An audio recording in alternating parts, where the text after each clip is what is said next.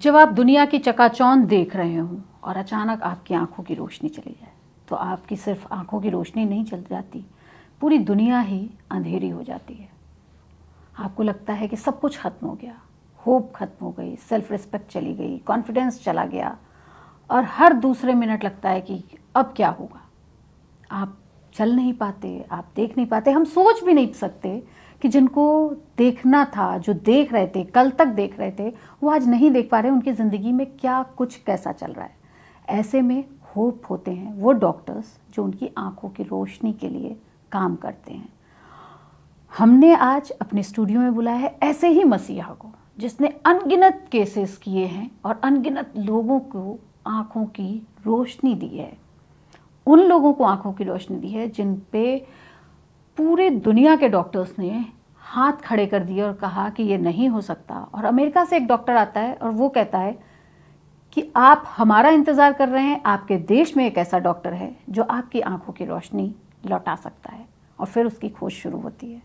जी, ये हैं डॉक्टर वीरेंद्र सांगवान जो पिछले 30 सालों से आंखों की दुनिया में हर दिन मिरेकल कर रहे हैं। डॉक्टर साहब, बहुत बहुत स्वागत है आपका। और जितना मैं आपकी राज रोशन पुजारी जी के द्वारा लिखी हुई किताब पढ़ रही हूँ अनबाउंड, हर एक पन्ने पे आपकी वो मेहनत, आपके हरियाणा का लाल जो 6 साल की उम्र में कभी बोल गया कि मैं माँ तुम्हारी आंखों की रोशनी और आंखों को ठीक करूँगा, उसकी एक एक कहानी जो है ना रोमांचित कर रही है। मुझे लगता है सभी को, हमारे दर्शकों को भी ये जानना चाहिए। ये इनके ऊपर किताब भी लिखी गई है और इसको पढ़ने के बाद आपको पता चलेगा कि ये डॉक्टर साहब आखिर कितना चमत्कार कर चुके हैं। कुछ ऐसे चैप्टर्स भी मिलेंगे जिसमें आपको पता चलेगा कि भगवान की फ़ोटो, माता पिता की फ़ोटो के साथ इनकी फ़ोटो पूरे परिवार ने रख रखी है अपने वॉलेट में। तो ये है वो डॉक्टर वीरेंद्र सांगवान जो आज हमारे साथ हैं और आपको बताएंगे कि उन्होंने क्या क्या कमाल कर दिया। और एक रिसर्च चल रही है, उससे तो मुझे लगता है कि पूरी दुनिया में अगर वो रिसर्च सक्सेसफुल भी हो चुकी है, आधी से ज़्यादा ह्यूमन पे ट्रायल चल रहा है, अगर वो सक्सेस हो जाता है तो पूरी दुनिया में डॉक्टर सांगवान पहले वो मेडिकल साइंटिस्ट होंगे जिन्होंने आँख की रोशनी वापस देने का, बीड़ा उठाने का जो सपना बचपन में देखा था वो पूरा कर दिया। कई असंभव चमत्कार आपने कर दिए। कुलदीप का मामला हो जो डीटीसी बस वाला हो, या मधुकर का, या आशुतोष का, कहाँ से ये एनर्जी आती है और किस तरह से जब वो सारे होप खो के आपके पास पहुँचते हैं ऐसे पेशेंट, फिर आप कहाँ से मुमकिन नहीं को मुमकिन कर ले जाते हैं डॉक्टर साहब? थैंक यू पूजा जी, आपका बहुत बहुत शुक्रिया मुझे आज यहाँ बुलाने का। और आपका शुक्रगुजार हूँ कि आपने हमारी बुक पढ़ी और इससे प्रेरणा पा रहे हैं आप। देखिए, मेरा एक ही सिंपल एजेंडा है ज़िंदगी का। वो ज़िंदगी का एजेंडा है कि जो मेरे पास मरीज़ आता है तकलीफ़ के साथ, मैं उसकी समस्या का समाधान कैसे करूं, एक ही है। और वो बुक में है, हमारी बुक्स में है, उसका सोल्यूशन नहीं है, मैं इससे परवाह नहीं करता। मुझे ये लगता है कि भाई मैं इसका ठीक कर सकता हूं तो कोई ना कोई रास्ता निकालेंगे। और जो आपने नाम लिए, चाहे वो मधुकर हो, चाहे आशुतोष हो, चाहे Kuldeep Singh DTC bus driver हो, उनकी कहानियाँ ऐसे ही थी। और वो चैलेंज मुझे, जब मैं कर रहा था मुझे चैलेंज नहीं लगा, मुझे लगा मैं तो अपना काम कर रहा हूँ। बाद में ऐसे जब पढ़ने लिखे या आप पेपर्स में आने लगे तब पता लगता है ये चमत्कार है, नहीं तो हम तो अपना काम ही कर रहे हैं। लेकिन कुलदीप वाला मामला मैं अपने दर्शकों को बताना चाहूँगी। 2005 का वो दिल्ली का डीटीसी ब्लास्ट, आपको याद होगा जब सीरियल ब्लास्ट हो रहे थे, एक बस ड्राइवर ने 70 लोगों की जान बचाई और वो बस का जो बम रखा हुआ था वो लेके दौड़ा और वो ऐसी जगह फेंकना चाह रहा था जहाँ से आबादी ना हो। वो हाथ में उसके ब्लास्ट हो जाता है और उसके आंखों की रोशनी चली जाती है, फेंकते ही फेंकते। सारी होप खत्म हो चुकी थी, सबने हाथ खड़े कर दिए थे। देश के हर एक डॉक्टर ने, जिन्होंने भी उन्हें देखा, उन्होंने ना कर दिया था। फिर वो मामला पहुंचता है डॉक्टर वीरेंद्र सांगवान के पास और आज वो देखने की स्थिति में है। तो डॉक्टर, आपको क्या अभी भी वो कुलदीप थैंक यू कहने आते हैं, या ये मामला जब बढ़ गया उसके बाद फिर आप नई मंजिल की ओर निकल पड़े? देखिए, ये मामला बहुत पुराना है, 2005 के एंड की बात है।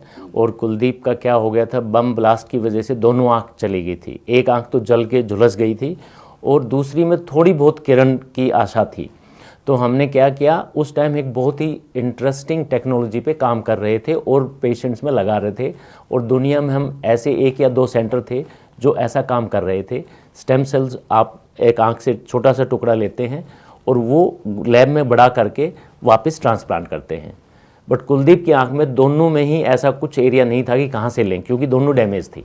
तो मुझे लगा जो आंख डेड है बिल्कुल, उसका एक एरिया ऐसा लगता है कि शायद ग्रो करेगा। मेरे जितनी भी टीम के डॉक्टर्स थे उन्होंने कहा सर ये तो हो ही नहीं सकता। मैंने कहा ट्राई करने में क्या जाता है। एक बार हमने उसका सैंपल लिया, लैब में बड़ा किया, फिर ट्रांसप्लांट किया। कुलदीप को उससे 30-40% के करीब नज़र आया और वो 2 साल रहा। कुलदीप ने अपने बेटे को देखा, ये सब चीज़ें हुई। उसके बाद वो फेल हुआ, उसके बाद फिर हमने और कुछ किया। तो ऐसे करते करते कुलदीप के कुछ साल निकले जिससे कि उनकी नज़र वापस आई।